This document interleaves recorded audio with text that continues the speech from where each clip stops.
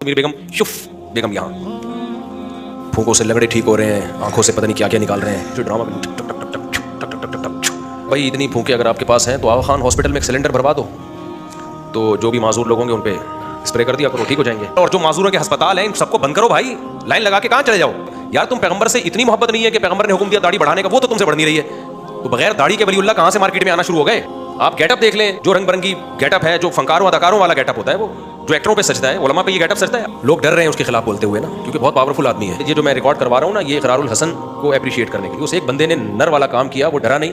पूरी कौम की तरफ से शुक्रिया अदा करता हूँ, तो उसको अकेला ना छोड़ें, उसको क्या करें, सपोर्ट करें। कोई तो खानदानी काम किया ना उसने, अल्लाह ताला इकरारुल हसन को इसका बेहतरीन बदला अता फरमाए। ये जो फूकों वाली सरकार है शुफ शुफ, तो इन्होंने बड़ा लोगों को उल्लू बनाया हुआ है, बहुत बड़ा क्राउड सरकार के गिर्द जमा हो गया है, फूकों से लगड़े ठीक हो रहे हैं, आंखों से पता नहीं क्या क्या निकाल रहे हैं। इस पर मैंने पहले वो बेचारे नासिर मदनी ने बयान किया था कुछ, उसको उठा के किस तरह से मारा गया, पीटा गया। तो मैंने भी जब बयान किया, मैंने कहा भाई इतनी फूकें अगर आपके पास हैं तो आगा खान हॉस्पिटल में एक सिलेंडर भरवा दो, तो जो भी माजूर लोग होंगे उन पे स्प्रे कर दिया करो, ठीक हो जाएंगे।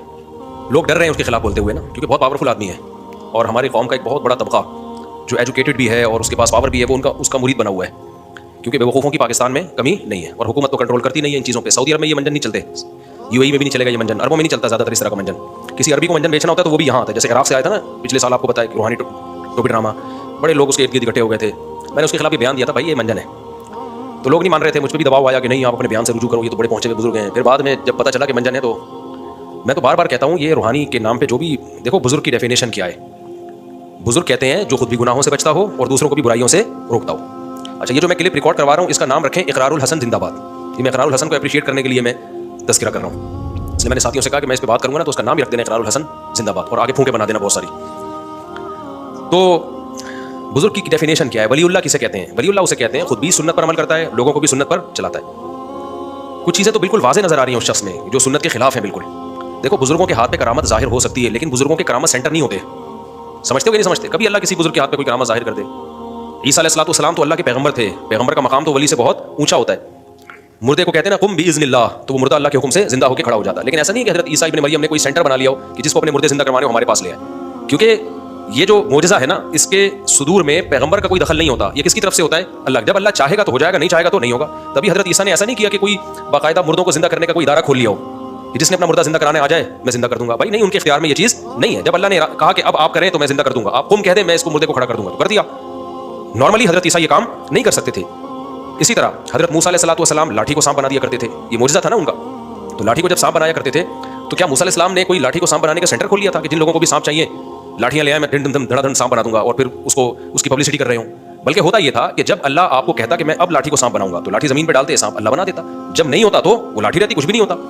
यही वजह है कि हज़रत मूसा जब कोहे तूर पे पहुंचे तो अल्लाह ताला ने मूसा अलैहिस्सलाम से कहा कि आपके दाएं हाथ में क्या है? उन्होंने कहा लाठी है। कहा जमीन पे डालें आप। हज़रत मूसा को नहीं पता था कि ये सांप बन जाएगी, जमीन पे डाला तो वो सांप बन गई। हज़रत मूसा खौफ से दौड़ने लगे कि खा ना जाए, काट ना ले। तो अल्लाह ने फरमाया मूसा वापस पलट, अक़बिल वला तख़फ, वापस पलटें, डरना, खौफ ना खाएं, सनुईदुहा सीरतहल ऊला, आप इसे पकड़े हम दोबारा लाठी बना देंगे। तो ये सारे काम कौन कर रहा था? अल्लाह कर रहा था। तो हज़रत मूसा को पता था मेरे इरादे का इसमें कोई दखल नहीं है, इसलिए हज़रत मूसा ने कोई सेंटर नहीं खोला कि लोगों को कहा कि जिसने अपनी लाठी को सांप बनाने आ जाओ भी मेरे पास। हर दफ़ा अल्लाह से पूछते थे कि अब क्या होगा, तो अल्लाह बताते थे कि अब आप ऐसा करें, लाठी को फेंकें, ये पत्थर से पानी के चश्मे निकाल देगी। अब आप ऐसा करें, आप लाठी को पानी पे मारें, ये पानी को दो हिस्सों में डिवाइड कर देगी। वरना हज़रत मूसा को इससे पहले नहीं पता होता था। अब देखिए मूसा अलैहिस्सलाम जब दरिया के किनारे पहुंचे हैं, पीछे फिरौन का लश्कर आ रहा है, तो परेशान हो गए बनी इसराइल के, हम तो मारे गए। तो हज़रत मूसा ने क्या कहा? ये नहीं फरमाया कि सब्र करो, मैं जो है वो अभी मेरे पास एक लाठी है, देखो मैं करता क्या हूँ। ना ना ना, हज़रत मूसा ने कहा भाई अल्लाह ही जाने क्या होगा, इन्ना माई रब्बी, मुझे ये पता है अल्लाह मेरा साथ नहीं छोड़ेगा, वो कैसे हमें बचाएगा वो तो अल्लाह ही बेहतर जानता है। तो पता था मूसा अलैहिस्सलाम को ये लाठी है भाई कुछ नहीं कर सकती, अल्लाह कैसे बचाएगा ये अल्लाह की मर्जी है। तो अल्लाह ने वही की मूसा पर अलैहिस्सलाम पर, क्या मूसा इसको आप पानी पे मारें और कत्तौदिल अज़ीम, दोनों तरफ पहाड़ जैसी मौजें रुक जाएंगी। तो जब पैगंबर का जिनका दर्जा वलीउल्लाह से बड़ा है, वो मोजज़े सेंटर खोल के नहीं बैठते। जब अल्लाह उनके हाथ में मोजज़े दिखाना चाहे दिखा देता है, नहीं दिखाना चाहे तो नहीं दिखाता। हमारे नबी सल्लल्लाहु अलैहि वसल्लम ने चांद के टुकड़े जिंदगी में कितनी दफ़ा किए हैं? बोलो ना, एक दफ़ा किए बस, और हर मुतालबे का आपने जवाब भी नहीं दिया। मुशरिकीन कहते थे कि सूरह बनी इसराइल में आप देख लें, लन नुमिन लका हत्ता तफजुर लना मिनल अर्दि यंबुआ, ऐ पैगंबर हम आप पर उस वक्त तक ईमान नहीं लाएंगे जब तक आप ज़मीन से चश्मे जारी ना कर दें। तो हमारे नबी ने ये नहीं किया कि यूं किया और चश्मा जारी ना, कहा भाई मैं कहाँ से चश्मे जारी कर सकता हूँ। फिर उन्होंने कहा कि औ यकून लका बैतुम मिन ज़ुख़रुफ़ औ यकून लका जन्नतुम मिन नख़ीलिन, आपके लिए खजूर का बाग होना चाहिए, व इनबिन, अंगूरों के बाग होने चाहिए, फतुफ़ज्जिरल अनहारा खिलालहा तफ़जीरा, आप उसके बीच में नहरें जारी कर दें। औ तरक़ाफ़िस समा, आपको चाहिए आसमान पे जाएं और वहाँ से किताब लेकर आएं, फरिश्ता क्यों किताब लेकर आ रहा है? तो इन सब बातों के जवाब में नबी ने क्या कहा? अल्लाह ने फरमाया कुल, ए नबी आप इनको कह दीजिए सुबहान रब्बी, मेरा रब हर ऐब से पाक है, یہ سارے کام اللہ کر سکتا ہے, میں نہیں کر سکتا. حل کنت الا بشر رسولا, میں تو ایک انسان ہوں, اللہ کا پیغمبر ہوں, میں نے کب دعوے کیے کہ میں یہ سب کچھ کر سکتا ہوں؟ اب سوال پیدا ہوتا ہے جب نہیں کر سکتے پھر چاند کے 2 ٹکڑے کیوں کر دیے؟ بھائی اللہ نے کرا دیا اس وقت, جب اللہ کرا دے گا تو کر لیں گے, وہ بھی ایک ہی دفعہ ہوئے ہیں. اب یہ تھوڑی تھا کہ جب بھی کوئی آتا نبی کے پاس کہ آپ میرے سامنے ٹکڑے کریں تو پھر آپ 2 ٹکڑے کرتے, پھر کوئی تیسرا آتا ٹکڑے کریں آپ ٹکڑے کریں. اور شف والی سرکار کے پاس جب بھی کوئی لگڑا جا رہا ہے سیدھا ہو کے جا رہا ہے, جب بھی کوئی اندھا آ رہا ہے سیدھا ہو کے آ رہا ہے, جب بھی کوئی آڑا ترشا ایک دم نٹ بولٹ سیدھے کیے شف سیدھا. یہ کون سی پھونک ہے بھائی؟ جو کام پیغمبروں کے معجزے اتنی کثرت سے جو ہے نا, اور معجزے سینٹر نہیں کھلتے باقاعدہ, تو پیغمبروں کے بعد دنیا میں اللہ کے ولی آتے ہیں, ان کے ہاتھ پہ اللہ بعض دفعہ کرامت ظاہر کر دیتے ہیں, لیکن وہ کرامت سینٹر کھول کے نہیں بیٹھتے. کرامتیں بھی ہوتی ہیں بعض دفعہ اللہ کسی ولی کے ہاتھ پہ, جیسے سلیمان علیہ السلام جو تھے انہوں نے کہا کہ بھائی کون ہے جو ملکہ سبا کا تخت اٹھا کے لائے گا؟ ایک جن نے کہا میں لے کر آؤں گا. ایک بزرگ بیٹھے ہوئے تھے, انہوں نے کہا پلک جھپکنے سے پہلے حاضر کر دوں گا, یہ کہا اور تخت حاضر. ایک دفعہ ہو گیا بس. یہ کیوں اللہ نے ان بزرگ کے دل میں الہام کر دیا کہ میں آپ کے ہاتھ پہ کرامت ظاہر کروں گا؟ اب ظاہر ہے کوئی انسان یہ کام نہیں کر سکتا, یہ اللہ نے کر دیا. تو کیا وہ بزرگ کرامت سینٹر کھول کے بیٹھ گئے کہ جس کو تخت منگوانا ہوگا شف تخت حاضر؟ ایک ہی دفعہ ہوا ہے, اس سے زیادہ ہونا شروع ہو جاتا تو نظام عالم تباہ ہو جاتا. اب ایسا نہیں ہوا. اب دیکھو قرآن کہتے ہیں ہم نے سلیمان علیہ السلام کے تابع ہوا کو کر دیا تھا. ہوا سلیمان علیہ السلام کو اٹھا کے لے جاتی, ان کے تخت کو 1 مہینے کا سفر چند گھنٹوں میں طے کرا دیتی تھی. وہ یہ قرآن میں ہے, غدوها شہر ورواحها شہر. سوال پیدا ہوتا ہے کہ 2-3 گھنٹے تو پھر بھی لگ رہے تھے نا ان کو کسی ملک میں پہنچنے میں. یہ تخت اٹھا کے سلیمان السلام سمیت جائے گی وہ ہوا, اور ایک ملک سے دوسرے ملک پہنچا دے گی. تو سلیمان السلام اور بزرگ سے کہتے کہ یار تم نے چند سیکنڈوں کے اندر میری پلک جھپکنے سے پہلے ملکہ سبا کا اتنا بھاری بھرکم تخت وہاں سے سینکڑوں کلومیٹر دور سے اٹھا کے لے آئے, تو اب ہوا کے تکلف کی ہمیں ضرورت کیا ہے؟ بولو شف. وہ بزرگ بولتے شف, اور سلیمان السلام کا 1 سیکنڈ کے اندر تخت اس ملک سے اس ملک. تو اس سے بھی پتہ چلتا ہے کہ ان بزرگ کے ہاتھ میں بھی ونس اپون اے ٹائم ایسے ہو گیا کہ اللہ نے کہہ دیا بھائی چلو ہم کرامت ظاہر کر دیں گے. یہ نہیں کہ وہ بزرگ کوئی کرامت سینٹر کھول کے بیٹھ گئے ہوں کہ اب جہاں کیا شف اور وہاں تخت پہنچا یہاں سے وہاں, کیونکہ اس سے نظام عالم کیا ہو جائے گا؟ تبدیل.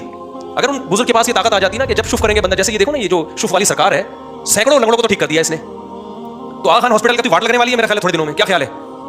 اور سول ہاسپٹل اور جو معذوروں کے ہسپتال ہیں سب کو بند کرو بھائی, لائن لگا کے کہاں چلے جاؤ. اور جو لنگڑے کو شف کر کے سیدھا کر دے گا وہ بھاگی بیوی کیوں نہیں لا سکتا؟ کتنے لوگ میرے پاس آئے ہیں 6 مہینے سے ہماری بیگم جناب ناراضی چل رہی ہے. تو سلیمان علیہ السلام کے دور میں اب کسی کی بیگم ناراض ہو کے میں کہ چلی گئی, وہ بندہ فوراً ان بزرگ کے پاس آئے گا, آپ ملکہ سبا کا تخت اٹھا کے لا سکتے ہو میری بیگم شف بیگم یہاں. خود ان کے اپنے معذور بچے پیدا ہوتے ہیں, یہ شف کر کے ٹھیک نہیں کر سکتے. اللہ نہ کرے آج شف والی سرکار کا ایکسیڈنٹ ہو جائے, اللہ نہ کرے کسی کا باپ بھی ٹانگ جوڑ کے دکھائے ان کی, شف کرتا ہوا ساری زندگی گزار دے گا, اپنی ٹانگ نہیں جڑے گی. تو کیا ہو گیا عقل کے ان اندھوں کو؟ میں سمجھا پا رہا ہوں, میں کرامتوں کا منکر نہیں ہوں. کچھ لوگوں نے بابوں کی کرامتوں میں مبالغہ کیا ہے, جو کرامتیں صحیح سند سے ثابت ہیں ان کا بھی انکار کیا, یہ بھی غلو ہے. کرامت کا صدور اہل اللہ سے ہوتا ہے, ہم نے اپنی آنکھوں سے دیکھا ہے, لیکن کرامت سینٹر کھول کے نہیں بیٹھ جاتے, اور وہ اپنی کرامتوں کی نمائش بھی نہیں کرتے ہیں. سمجھتے ہو کہ نہیں سمجھتے؟ اور پھر ولی اللہ ہونا بھی تو ضروری ہے. ہمارے نبی صلی اللہ علیہ وسلم نے حکم دیا خالف الیہود والنصارى, یہود اور عیسائیوں کی مخالفت کرو. اعفوا اللحى, داڑھی رکھو یا داڑھی بڑھاؤ, داڑھی بڑھاؤ. میں نہیں کہہ رہا جو داڑھی کاٹتے ہیں وہ ہم سے برے ہیں, ہم سے اچھے ہی ہوں گے, لیکن کم از کم ایک آدمی ولی اللہ ہونے کا دعویٰ کرتا ہے تو اس پر سنت والا گیٹ اپ تو فرض بنتا ہے نا. تو بغیر داڑھی کے ولی اللہ کہاں سے مارکیٹ میں آنا شروع ہو گئے؟ ان کی داڑھی بھی نہیں ہے. آپ گیٹ اپ دیکھ لیں, جو رنگ برنگی گیٹ اپ ہے, جو فنکاروں اداکاروں والا گیٹ اپ ہوتا ہے, وہ جو ایکٹروں پہ سجتا ہے, علماء پہ یہ گیٹ اپ سجتا ہے. اگر میں یہاں رنگ برنگی نیلی پیلی بتیاں لگا کے آ جاؤں, آپ بولو گے مفتی صاحب کسی شوٹنگ میں جا رہے ہو, جمعے کا بیان کرنے آ رہے ہو. تو ولی اللہ والا نہ گیٹ اپ ہے نہ چہرے پہ ہر وقت ناموس رسالت, ختم نبوت, ناموس رسالت کے نعرے لگاتے ہو. یار تم پیغمبر سے اتنی محبت نہیں ہے کہ پیغمبر نے حکم دیا داڑھی بڑھانے کا, وہ تو تم سے بڑھ نہیں رہی ہے. ہم نہیں کہہ رہے جس کی داڑھی نہیں ہے ہم اس کو برا سمجھتے, ہم سے اچھا ہی ہوگا, لیکن کم از کم وہ دعویٰ تو نہیں کرتا نا بڑے بڑے. میری اگر داڑھی نہیں ہوگی تو میں کم از کم ممبر پہ بیٹھ کے بڑے بڑے دعوے تو نہیں کروں گا نا کہ بھائی میرا تو گیٹ اپ بتا رہا ہے کہ میں سنت کا دشمن ہوں. تو یہاں تو گیٹ اپ بتا رہا ہے کہ آپ کو سنت سے محبت نہیں ہے, اور آپ دعوے کر رہے ہو. وہ کہہ سکتے ہیں کہ میں تو دعوے نہیں کر رہا. بھائی آپ عمل سے دعوے کر رہے ہو, زبان سے بعض دعوے نہیں کیے جاتے, اور کہتے ہو ناموس رسالت کی برکت سے ہے یہ تحفظ. آپ نے کون سا تحفظ ختم نبوت کے لیے کوئی بڑا کام کر لیا؟ کون سی آپ نے تحفظ ختم نبوت کے لیے مارے کھائی ہیں, یا بل وہ جو قومی اسمبلی سے بل پاس ہوا تھا اس میں آپ کا کیا کردار ہے؟ کچھ بھی نہیں, منجن بیچ رہے ہو آپ ناموس رسالت کا, اور ختم نبوت جو ہے وہ اس کا نام پہ. آپ جو ختم نبوت کا کام کرنے والے وہ تو الگ لوگ ہیں, وہ تو کبھی نہیں انہوں نے کوئی پھونک لگا کے کسی بندے کو ٹھیک کرنے کی کوشش کی. تو اب مسئلہ یہ ہے کہ ہماری گورنمنٹ کو چاہیے تھا, ہمارے جو بااختیار ادارے ہیں ان کو چاہیے تھا کہ یار ایک آدمی کھلے عام لوگوں کو الو بنا رہا ہے, اور بیچاری عوام تو بیوقوف ہوتی ہے. وہ تو ویڈیو دیکھ کے لگڑا تھا شف کیا ہے, صحیح چلنا شروع ہو گیا, وہ بیوقوف بن رہی ہے. تو یہ کس کی ذمہ داری تھی اصل میں؟ یہ حکومت کی ذمہ داری ہے.